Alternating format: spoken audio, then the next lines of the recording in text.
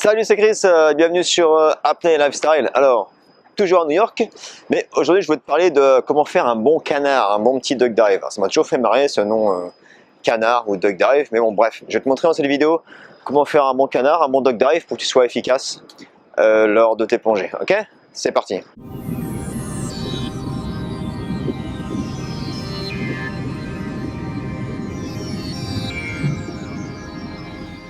Alors avant de commencer, un petit appel à l'action.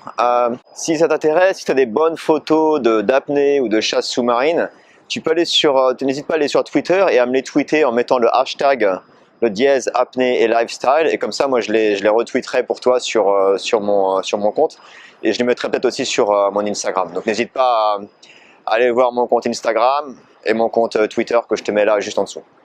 Donc maintenant parlons de duck dive ou de canard. Donc on va voir comment faire un bon duck dive ou comment faire un bon canard. Alors je vais pas te le montrer là ici dans la Hudson River parce que l'eau elle est pas très chaude, on voit pas grand chose, et d'ailleurs de toute façon j'ai pas le droit d'aller me baigner là-dedans. Mais j'ai fait quelques vidéos l'autre fois quand j'étais en Indonésie. Donc du coup je vais pouvoir te montrer ça avec les vidéos que j'ai prises là-bas en Indonésie. Donc d'abord, avant de te montrer les vidéos, avant de t'expliquer comment faire, pourquoi c'est important de faire un bon duck dive, d'avoir une bonne technique, il y a plusieurs raisons pour ça, plusieurs bienfaits. La première, c'est en faisant un bon duck dive, tu vas être beaucoup plus efficace, tu vas avoir une bonne technique, donc tu vas consommer moins d'oxygène déjà pour commencer ta plongée. La deuxième raison, pareil, si tu ne sais pas faire un bon duck dive, un bon canard, tu vas partir dans tous les sens et tu vas créer du stress, donc tu vas consommer plus d'oxygène. Troisième raison, super intéressante, surtout pour si tu fais de la chasse sous-marine, si tu fais un bon duck dive, tu vas bouger moins d'eau en surface et tu vas faire moins de bruit aussi.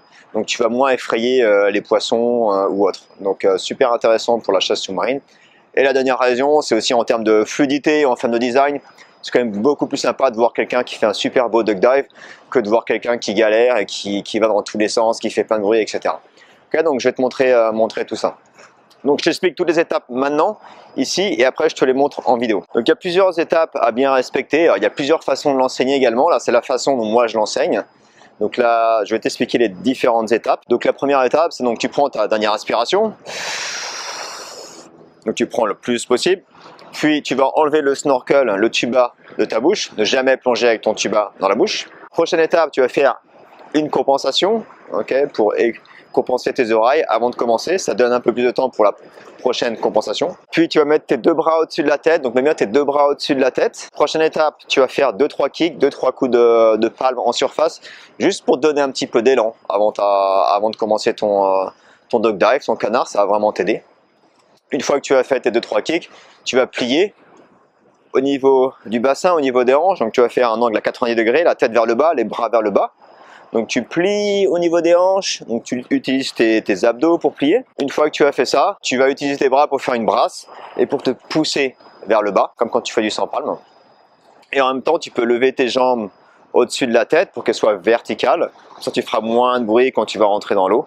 Une fois que tu as fait ça, tu as une main qui va venir sur le nez pour commencer à compenser, l'autre bras qui va rester le long du corps, et tu commences à kicker et tu continues à compenser tous les mètres. Okay? Donc ça, c'est la technique. Si tu préfères le faire qu'avec un seul bras au-dessus de la tête, tu peux le faire aussi avec un seul bras au-dessus de la tête et garder une main sur le nez pour compenser si tu as besoin de compenser plus rapidement, plus facilement. Donc je te montre tout ça en vidéo et je te réexplique en même temps en vidéo et je te le montre en slow motion. Ok? C'est parti.